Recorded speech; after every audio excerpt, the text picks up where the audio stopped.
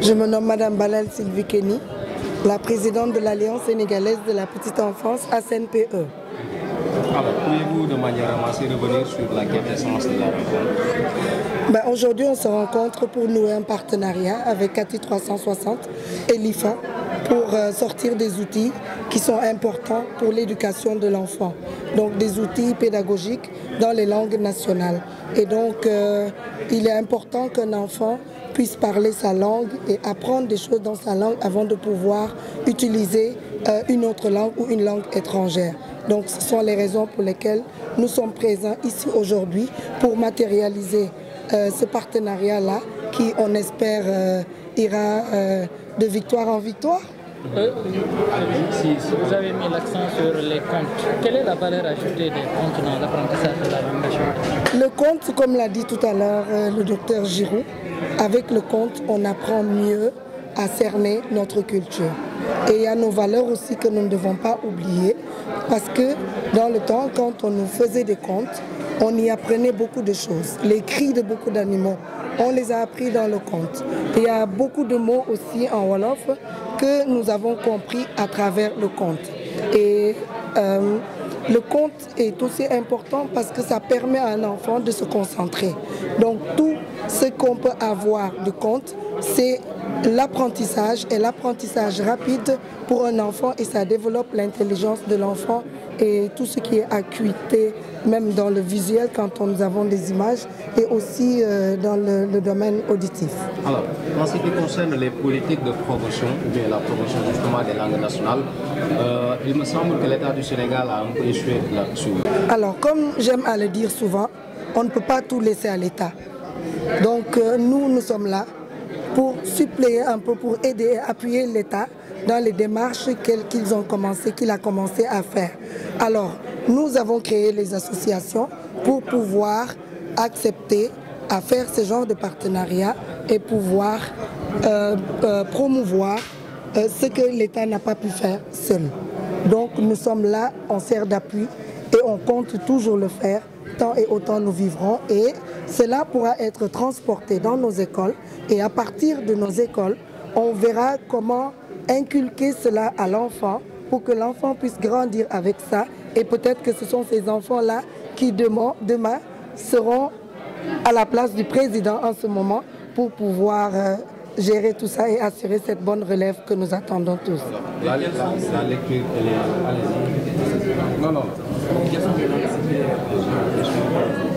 C'est les langues du Sénégal.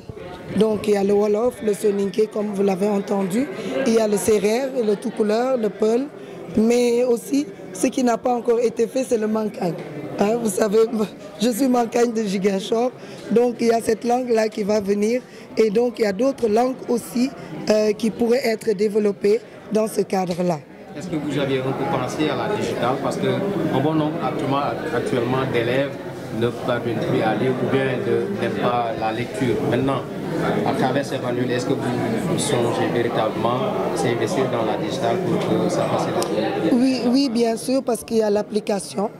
C'est l'utilisation, par exemple, des tablettes qui a fait que Cathy 360 a eu l'idée de digitaliser cela. Donc cela permet maintenant que le parent ait cette application dans son téléphone et quand le parent arrive et que l'enfant prend le cellulaire de son papa ou de sa maman, donc il saura où se diriger en fait. Il va le cliquer sur l'application et en cliquant sur l'application, il va entendre notre cher Monsieur Diop qui va lui faire un conte et à partir de cela, l'enfant peut écouter, il peut s'endormir avec parce qu'il y a de la musique de fond pour pouvoir aider les enfants en fait à tout aligner ensemble.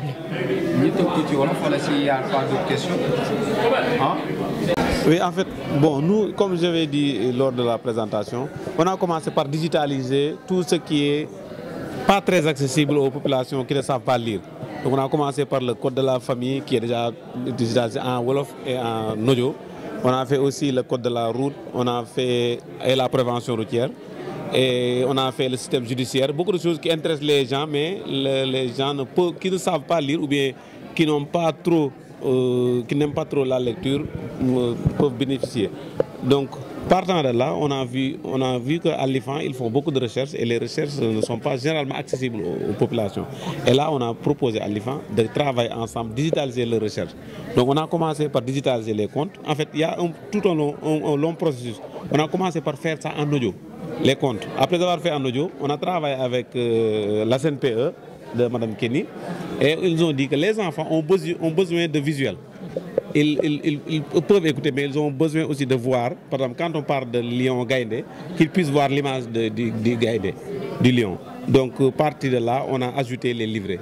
Donc, les livrets qu'on a présentés, il y a les livrets, mais il y a aussi les audios. Dans l'application Kati 360, le parent peut aller écouter les audios ou bien faire écouter à son enfant, tout en l'enfant ayant l'enfant lire son livret. Donc, ce qui fait que l'enfant, il peut associer le son et l'image.